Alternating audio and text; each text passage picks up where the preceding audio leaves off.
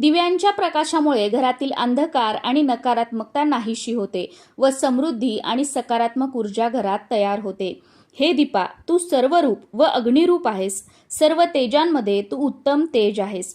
माझ्या आज दीप अमावस्येच्या दिवशी पूजेचा तू स्वीकार कर व माझ्या कुटुंबियांच्या सर्व इच्छा पूर्ण कर.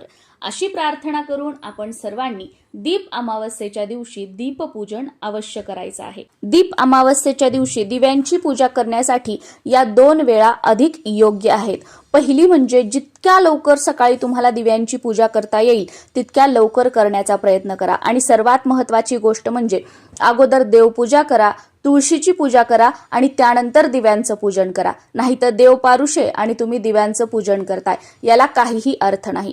तुम्ही कोणतंही व्रत करा, कोणत्याही पूजा करा, पण अगोदर देवपूजा करून घ्यायची आणि त्यानंतरच ज्या कोणत्या पूजा आहेत त्या आपल्याला करायच्या असतात. देवपूजा झाली की लगेच तुम्ही दिव्यांची पूजा करून घेऊ शकता.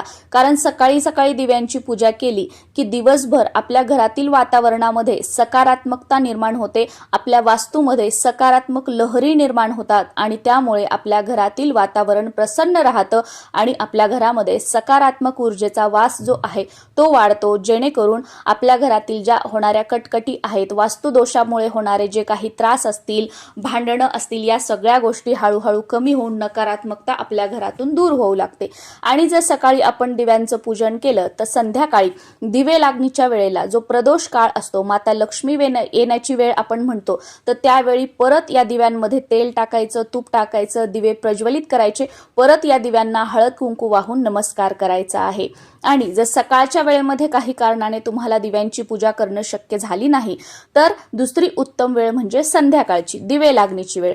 सूर्य मावळण्याच्या 45 मिनिटं अगोदर किंवा सूर्य मावळल्याच्या 45 मिनिटांनंतर जो कालावधी असतो त्याला प्रदोष काळ म्हटलं जातं. तर या वेळेमध्ये सुद्धा तुम्ही दिव्यांची पूजा करू शकता. ज्या महिला वर्किंग आहेत, सकाळी ज्यांना शक्य होत नाही, तर शक्यतो त्यांनी या वेळेमध्ये पूजा करा. आणि या दोन्ही वेळेमध्ये तुम्हाला पूजा करणं जमलं नाही तर सकाळी उठल्यापासून ते संध्याकाळी दिवे लागणीच्या वेळेपर्यंत कधीही तुम्ही दीपपूजन केलं तरी सुद्धा चालू शकतं. दीपपूजनाच्या 2 पद्धती आहेत.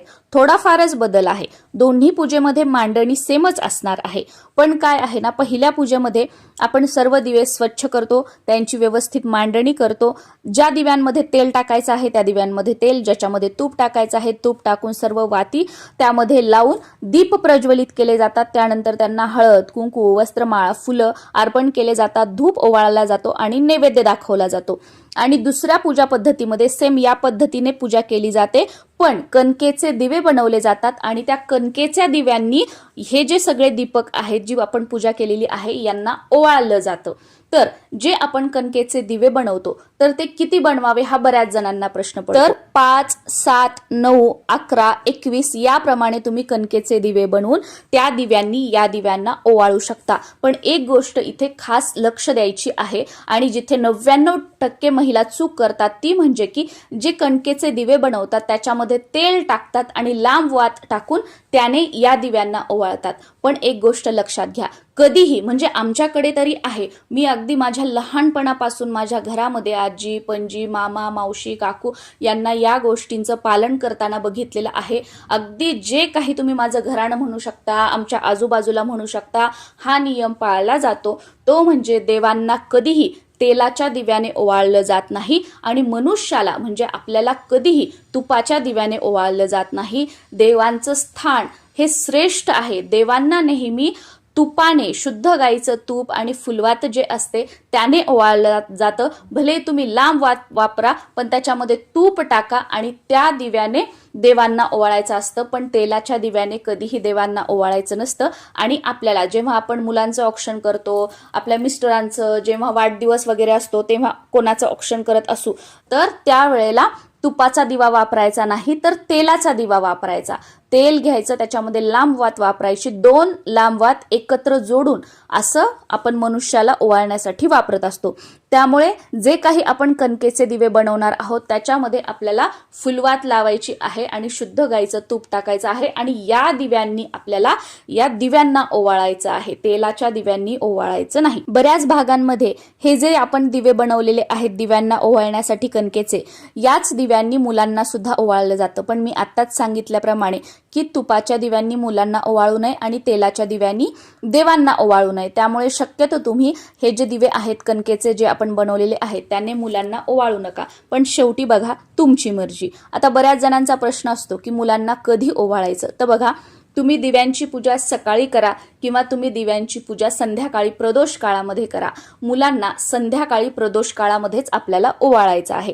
जे काही मुलं तुमच्या घरामध्ये आहेत त्यांना बसण्यासाठी पाट किंवा आसन टाकायचं, त्यांच्या समोर रांगोळी काढायची, त्यांच्या डोक्यावर काहीतरी घ्यायला द्यायचं, रुमाल वगैरे ठेवायचा आणि एक ताम्हण तयार करायचं. त्यामध्ये कणकेचे 2 दिवे बनवायचे. त्यामध्ये तेल, जे कोणतं तेल तुम्ही रोज देवपूजेसाठी वापरता ते तेल टाकायचं. 2 लांब वाती घ्यायच्या, त्या एकत्र जोडायच्या आणि त्या या दोन्ही दिव्यांमध्ये टाकायच्या. आणि हो, हे कणकेचे ओवाळण्यासाठी जे काही आपण दिवे बनवतो किंवा दीपांना ओवाळण्यासाठी जे काही आपण दिवे बनवतो तर त्यामध्ये थोडीशी हळद आपल्याला चिमूटभर टाकायची आहे, मीठ टाकायचं नाही. आणि एकमुखी हे 2 दिवे बनवायचे आणि देवांना ओवाळण्यासाठी सुद्धा एकमुखीच दिवे बनवायचे आहेत. हे 2 दिवे, त्याचबरोबर ताम्हणामध्ये कुंकू घ्यायचं आहे, एक सोन्याची अंगठी, कानातलं जी काही सोन्याची वस्तू तुमच्याकडे असेल ती घ्यायची आहे, एक सुपारी घ्यायची आहे, थोड्याशा अक्षदा डोक्यावर टाकण्यासाठी घ्यायच्या आहेत आणि थोडासा कापूस सुद्धा आपल्याला घ्यायचा आहे. सुरुवातीला मुलांना गंध लावायचा आहे, त्यानंतर डोक्यावर अक्षदा टाकायच्या आहेत, त्यानंतर सुपारी घेऊन आपल्याला मुलांना कपाळाला लावून ओवाळायचं आहे, त्यानंतर सोनं जे काही घेतलं असेल त्यानं ओवाळायचं आहे आणि त्यानंतर जो काही कापूस असेल तो मुलांच्या डोक्यावर ठेवायचा आहे. कापसाचा अर्थ असा की कापूस जसा पांढरा आहे तोपर्यंत, म्हणजे आपल्या मुलांचे केस पांढरे होईपर्यंत त्यांना उदंड आयुष्य लाभावं म्हणून थोडासा कापूस जो आहे तो मुलांचं औक्षण करताना किंवा कोणालाही ओवाळताना डोक्यावर ठेवायचा असतो. म्हणून कापूस ठेवून झाल्याच्या नंतर मग आपल्याला मुलांना ओवाळायचं आहे. आणि जेव्हा आपण जो दिवे लावलेले आहेत ते ओवाळतो तर अगदी मुलांच्या चेहऱ्यावरून गोल ते आपल्याला ओवाळायचे आहेत, जेणेकरून जे काही दिवे आहेत त्याची तेज जी आहे त्या मुलांच्या चेहऱ्यावर असं उमटावं आणि या तेजाप्रमाणे आपल्या मुलांनी आयुष्यामध्ये प्रगती करावी असा त्याचा अर्थ होतो. तर याप्रमाणे तुमच्या मुलांना तुम्हाला ओवाळायचं आहे. आता बऱ्याच जणांचे मुलं मुली जे काही असतील ते बाहेरगावी शिकण्यासाठी असतील, नोकरीसाठी असतील, बाहेर देशात असतील, तर अशा वेळेला काय करायचं, दीपपूजन झाल्याच्या नंतर असं ताम्हण तयार करायचं आणि पूर्व, पश्चिम, दक्षिण, उत्तर चारही दिशेला ते आपल्याला ओवाळून घ्यायचं आहे आणि त्या दिशेला थोड्या थोड्या अक्षदा टाकायच्या आहेत. जिथे दीपपूजन केलेलं आहे तिथेच आपण जे काही आसन असेल त्याच्यावर उभं राहायचं. सुरुवातीला पूर्वेला, नंतर पश्चिमेला, नंतर उत्तरेला, नंतर दक्षिणेला किंवा कोणत्याही दिशेला. मी तुम्हाला फक्त एक दिशांचं नाव सांगितलं. असं चारही दिशांना तुम्हाला ते ओवाळून घ्यायचं आणि थोड्या थोड्या अक्षदा त्या दिशेला शिंपडायच्या आहेत. याप्रमाणे तुम्ही मुलं बाहेरगावी असतील तर ओवाळू शकता. या दिव्यांच्या पूजनाची उत्तर पूजा जी आहे ती दुसऱ्या दिवशी सकाळी स्नान झाल्यावर आपल्याला, जेव्हा आपण देवपूजा वगैरे करतो तर त्यावेळेला करायची आहे. उत्तर पूजा करण्यासाठी हे जे सगळे दिवे आहेत तर यातला एक दिवा प्रज्वलित करून घ्यायचा आहे. ही जी पूजा मांडणी केलेली आहे यावर अक्षदा अर्पण करायच्या आहेत. काही चूक भूल झाली तर माफी मागायची आणि मग हे सगळे दिवे जागच्या जागेवर तुम्हाला काढून धुवून पुसून ठेवून द्यायचे आहेत. आणि जो प्रज्वलित केलेला दिवा आहे तो शांत करायचा नाही, तो दिवा उचलायचा आणि आपल्या देवघरासमोर किंवा तुळशीसमोर तुम्हाला ठेवायचा आहे. जी काही सुपारी तुम्ही गणपतीच्या स्थापनेसाठी घेतलेली असेल ती तशीच ठेवायची आणि परत जेव्हा कोणतीही पूजा असेल तर गणपती स्वरूप ही सुपारी तुम्ही वापरू शकता. आणि देवघरातील गणपती बाप्पा घेतलेले असतील तर ते देवघरात आपल्याला ठेवायचे आहेत. आणि हे जे काही आपण कणकेचे दिवे बनवलेले आहेत तर ते दिवे वरचं, तुम्ही जर हे कणकेचे दिवे गुळ टाकून तुम्ही उकडून वगैरे बनवलेले असतील तर हे खाल्ले सुद्धा जातात बऱ्याच भागांमध्ये. आणि तुम्ही कच्चेच दिवे बनवलेले असतील तर त्यातली वात काढून घ्यायची आणि हे तुम्ही गाईला वगैरे खायला घालू शकता. किंवा तुमच्या घराच्या आजूबाजूला एखादं मोठं झाड वगैरे असेल तर तिथे छोटे छोटे याचे गोळे करून तुम्ही टाकू शकता. बरेचसे पक्षी, प्राणी वगैरे खातील. किंवा तुमच्या घराच्या आजूबाजूला वाहतं पाणी असेल तर या दिव्यांचे छोटे छोटे गोळे करून तुम्ही पाण्यामध्ये टाकू शकता, म्हणजे मासे खातील. आणि उकडलेले असतील तर तुम्ही खाऊ सुद्धा शकता. फक्त व्यवस्थित वरचा जो कापसाच्या वातीचं जळालेलं जे आहे ते काढून घ्यायचं आणि मग खायचे आहेत. हे दिवे खायला खूप छान लागतात, पण गुळाचं पाणी टाकून बनवलेले असतील आणि ते उकडलेले असतील तर. आय होप तुम्हाला तुमच्या सगळ्या प्रश्नांची उत्तरं मिळालेली असतील. तरीही अजून काही प्रश्न असतील तर खाली कॉमेंट सेक्शनमध्ये तुम्ही विचारू शकता. नक्कीच त्याचं उत्तर देण्याचा मी प्रयत्न करेल. तुम्हा सर्वांना दीप अमावस्येच्या खूप साऱ्या शुभेच्छा. नमस्कार.